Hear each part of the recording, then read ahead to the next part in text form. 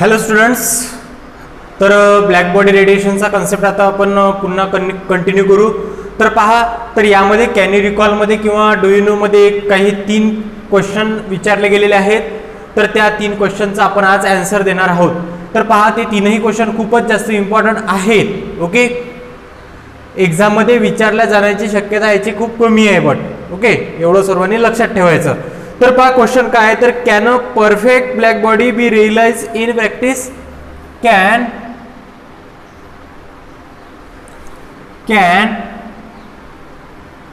A perfectly black body can a do you know मधला हा question आहे.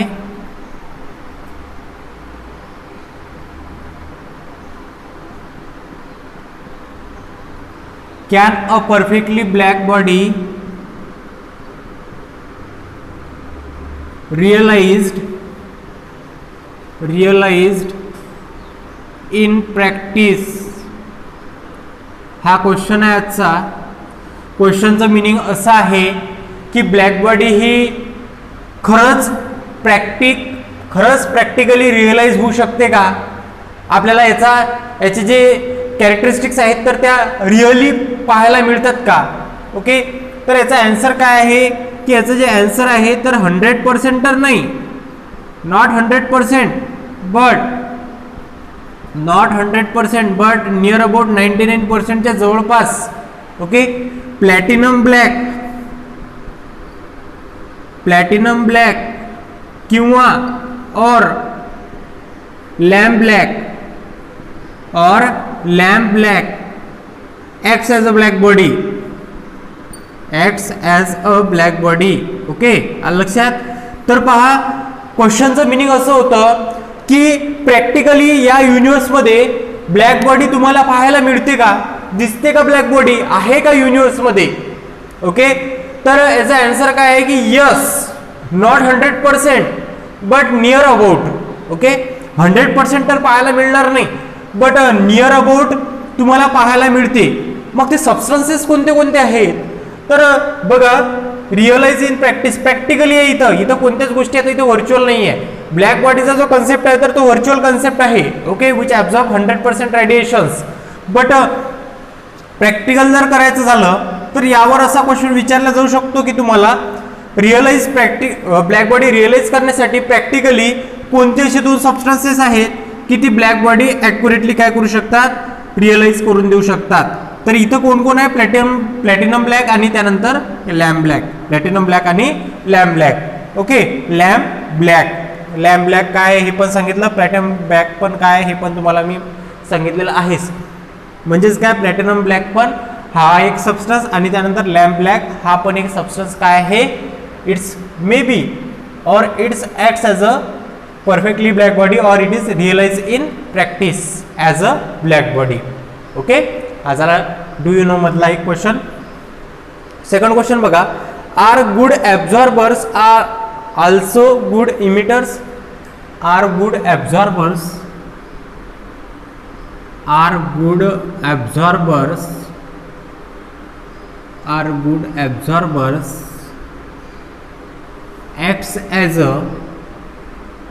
acts as a good emitters?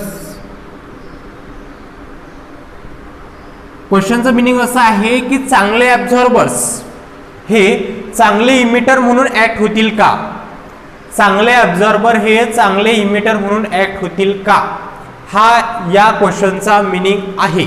Okay, तर पहा, याचं जे आन्सर आहे तर ते यस आहे.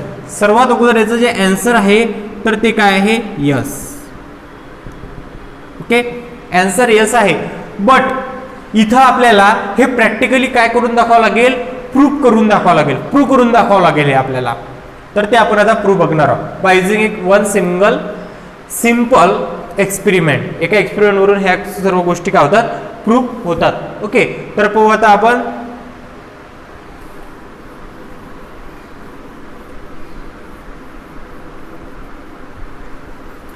तर पहा, हा एक्सपेरिमेंट परफॉर्म करण्यासाठी आपल्याला 2 ऑब्जेक्ट लागतात. हा एक्सपेरिमेंट परफॉर्म करण्यासाठी आपल्याला 2 ऑब्जेक्ट लागतात. ओके, नाव इट्स प्रोसिजर इज प्रोसिजर वरूनच आपण याचं एक्सप्लेनेशन देणार आहोत. प्रोसिजर नाव टेक अ टू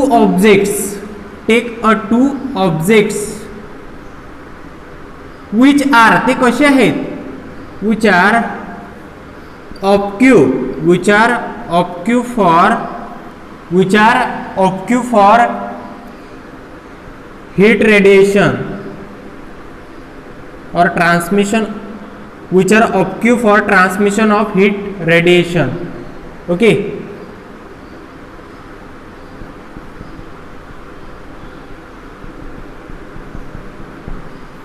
तर पहा हा जो क्वेश्चन आहे, तर हा क्वेश्चन बघा काय आहे, are good absorbers acts as a good emitter. म्हणजे एक चांगला ॲब्झॉर्बर हा एक चांगला इमिटर होऊ शकतो का.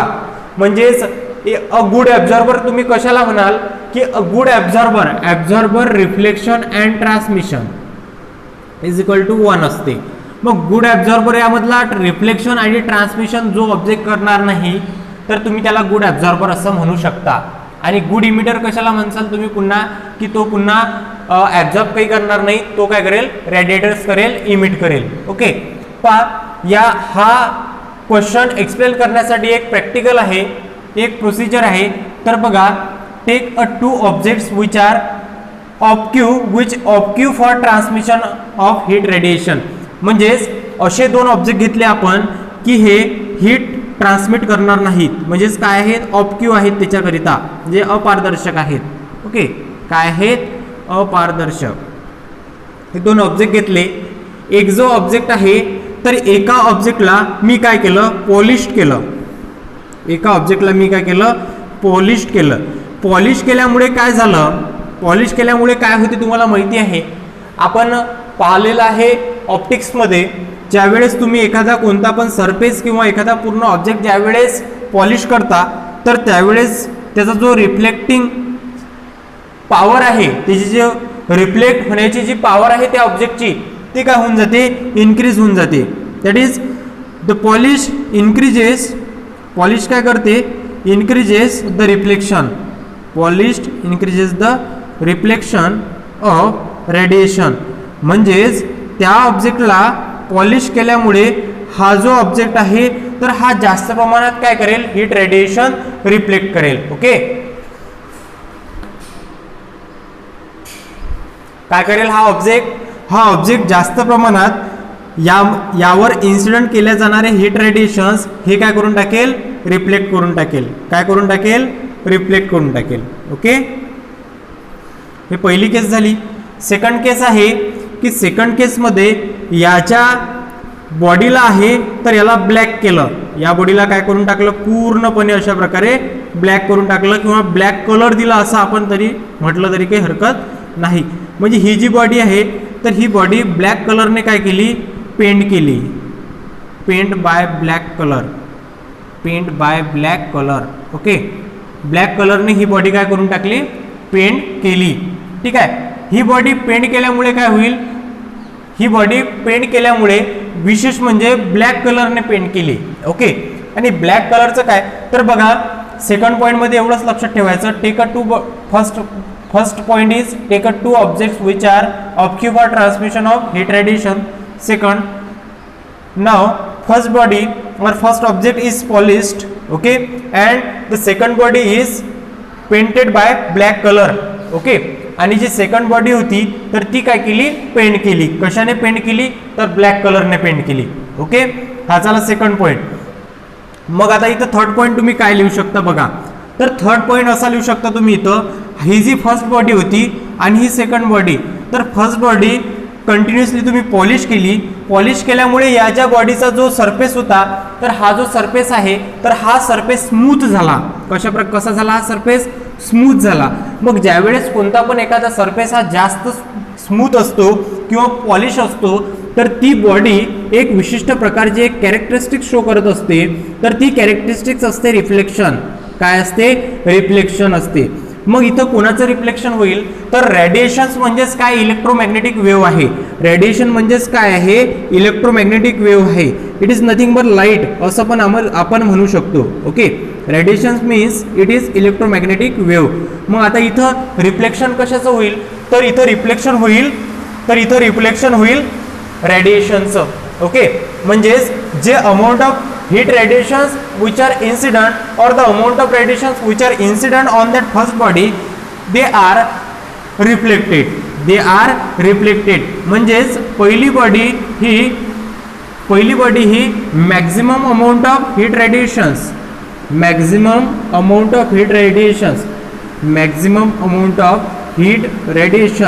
काय करून टाकेल maximum amount of heat radiations reflected करून टाकेल.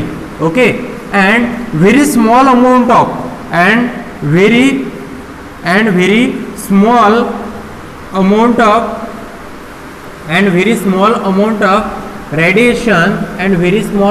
radiation absorb.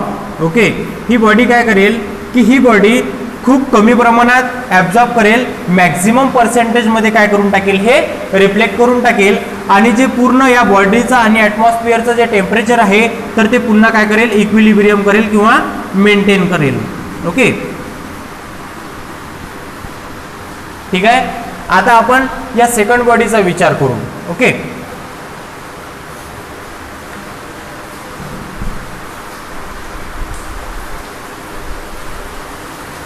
तर जे सेकंड बॉडी आहे की त्या बॉडीला आपण पेंट केलं होतं बाय ब्लॅक कलर. तर या बॉडीचं आपण आता कशा प्रकारे इथं फिनॉमिनॉन ऑकर्ड होऊन राहिले तर ते बघू. तर या सेकंड बॉडीमध्ये काय होईल तर या बॉडीमध्ये काय झालं की maximum amount of heat radiations are reflected and minimum amount of radiations which are negligible which are absorb. But in second case maximum amount of heat radiations आता इथं पहा वेगळं आहे थोडं. Maximum amount of heat radiation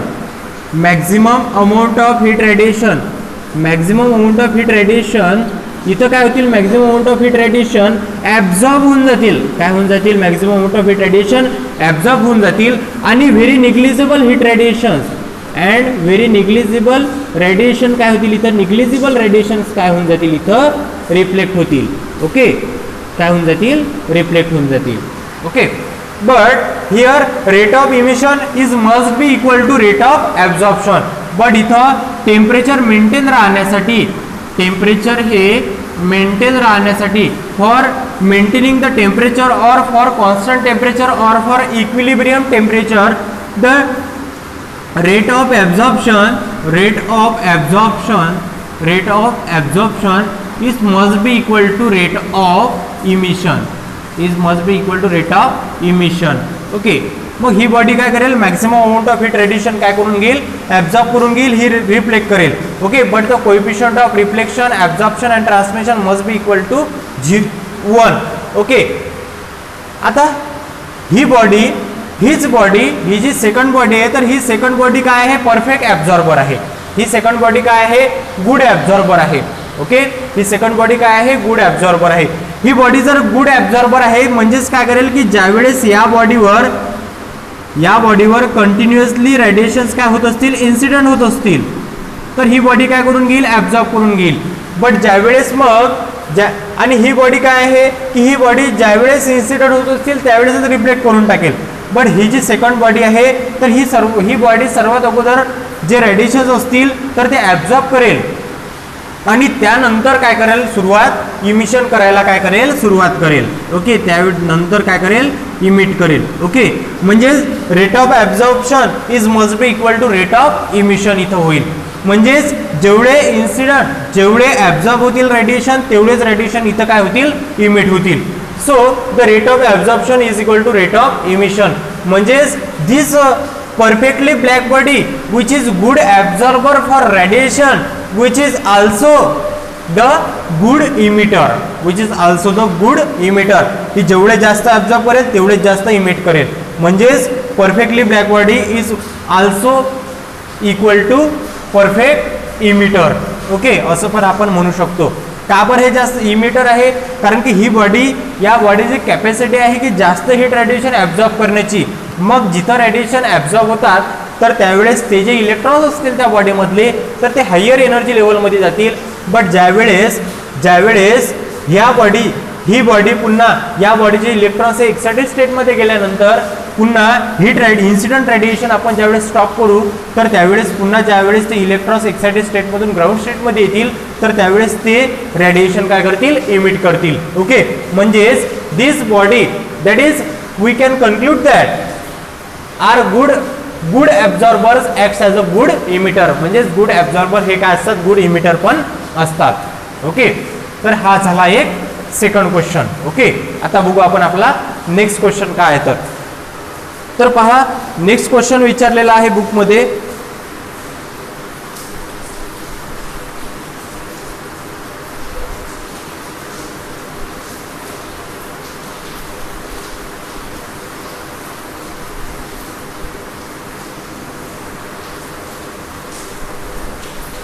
तर बघा, एक tip आहे इथं, एक नोट आहे.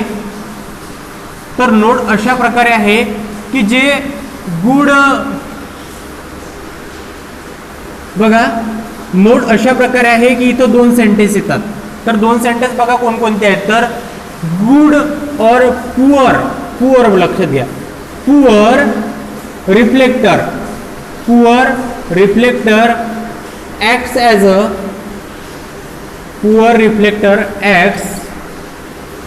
a good absorber and vice versa.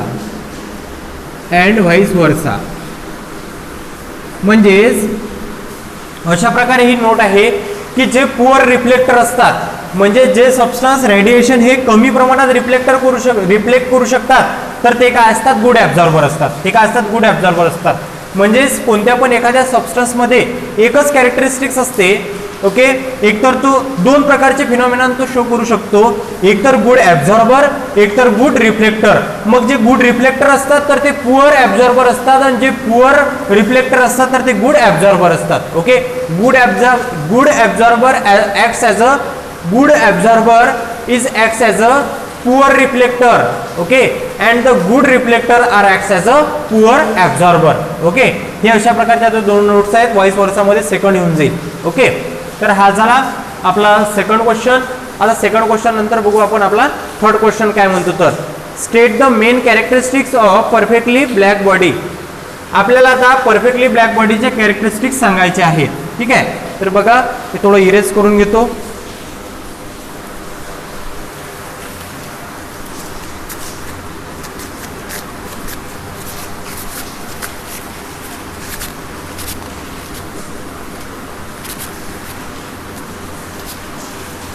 बघा, क्वेश्चन आहे स्टेट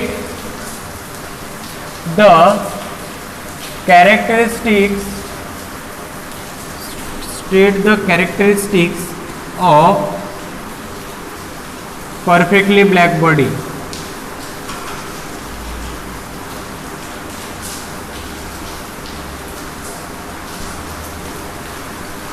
परफेक्टली ब्लॅक बॉडीच्या आणखी काय कॅरेक्टरिस्टिक्स तुम्हाला माहिती करून घ्यायचे आहेत. तर परफेक्टली ब्लॅक बॉडीची कॅरेक्टरिस्टिक सर्वात इम्पॉर्टंट अशीच आहे की या बॉडीची अशी एक स्पेशल अशी कॅरेक्टरिस्टिक्स आहे की ती maximum amount of heat radiation can be absorb. Okay, जास्तीत जास्त प्रमाणात इन्सिडेंट केलेली रेडिएंट हीट एनर्जी ॲब्झॉर्ब करू शकतो. ओके, सेकंड काय इथं, सेकंड जर आपण समजा coefficient of absorption, coefficient of transmission and coefficient of रिफ्लेक्शनचा जर विचार केला तर इथं कोएफिशियंट ऑफ ट्रान्समिशन आणि कोएफिशियंट ऑफ रिफ्लेक्शन इथं काय असतो, 0 असतो. That is T=R=0 and coefficient of absorption is equal to unity that is 1. काय आहे, 1 असतो. ओके, झालं इथपर्यंत. त्यानंतर थर्ड पहा इथं. तर थर्ड कॅरेक्टरिस्टिक्स अशी आहे इथं की या बॉडीमध्ये रिफ्लेक्ट आणि त्यानंतर ट्रान्समिट हे काहीच होत नाही. ओके, ट्रान्समिट आणि रिफ्लेक्ट या बॉडीमध्ये काहीच होत नाही. ही झाली third characteristics. And last characteristics is, तर ती बॉडी ज्या बॉडीवर तुम्ही रेडिएशन हे इन्सिडेंट करत आहात, तर ती बॉडी किती वेव्हलेंथचे रेडिएशन किती वेव्हलेंथचे रेडिएशन हे इमिट करेल, तर हे डिपेंड आहे की तुम्ही त्या बॉडीवर किती टेम्परेचर हीट ही इन्सिडेंट करत आहात. ओके, कशा डिपेंड आहे? द अमाऊंट ऑफ और the wavelength of radiation, the wavelength of emitting radiations is depend on temperature, not depend on the nature of the body. Nature of body वर depend नाही, does not depend. त्या बॉडीचं nature कसं आहे किंवा ती body कोणती आहे यावर ते डिपेंड नसून, तर तुम्ही जे रेडिएशन फॉल करून राहिले तर हे फॉल झालेले रेडिएशन हीट, या हीटचं टेम्परेचर किती आहे यावर डिपेंड असते. ओके, तर ते किती आहे, कशा प्रकारे आहे, तर त्यासाठी तो वेल्स डिस्प्लेसमेंट लॉ आहे. ओके, जे वेगवेगळे लॉ आहेत तर ते बघू आपण आपल्या नेक्स्ट लेक्चरमध्ये. ठीक आहे, तर ह्या अशा प्रकारे आपल्या कॅरेक्टरिस्टिक्स आहेत परफेक्टली ब्लॅक बॉडीच्या. एकतर त्या बॉडीने मॅक्झिमम पर्सेंटेजमध्ये ॲब्झॉर्प्शन झालं पाहिजे, ट्रान्समिट आणि रिफ्लेक्शन झालं पाहिजे नाही. सेकंड आहे absorption, transmission and reflection. Okay, and the coefficient of transmission and reflection should be 0 and the coefficient of absorption should be 1. Okay, त्यानंतर ही कॅरेक्टरिस्टिक्स. ओके, म्हणजेच या बॉडीने किती वेव्हलेंथचे रेडिएशन्स हे इमिट करायला पाहिजे हे सर्व डिपेंड आहे त्या बॉडीवर किती टेम्परेचरची हीट इन्सिडेंट होत राहिली, डिपेंड नाही आहे त्या बॉडीचं नेचरवर. ओके, तर पहा अशा प्रकारे हे आपल्या आजच्या लेक्चरमधले 3 इम्पॉर्टंट क्वेश्चन. ओके, बाकीचं बघू आपण आपल्या नेक्स्ट लेक्चरमध्ये. Okay, thank you.